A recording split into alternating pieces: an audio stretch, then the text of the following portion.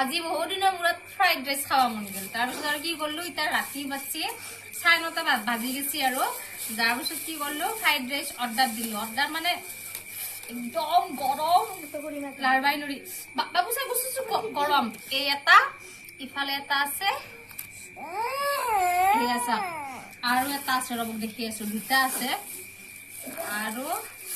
গৰম গৰম খুলি নেবি বসাছো এইটো খুলিব নালাগে এটা এইটো খুলিব নালাগে এটা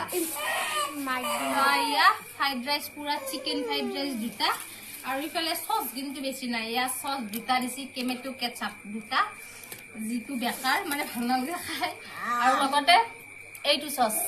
সস পিছে ভাল লাগে খাই কিনে মানে যি মান খাবা ইচ্ছা গেল ইটা মানে ৰেষ্টুৰেন্ট খনৰ নামটো পাইলো দেই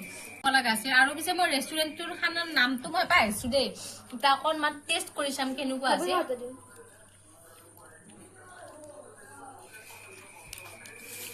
এলুকা পুষ্টি আৰু বহুত বেছি টেষ্টি নংটা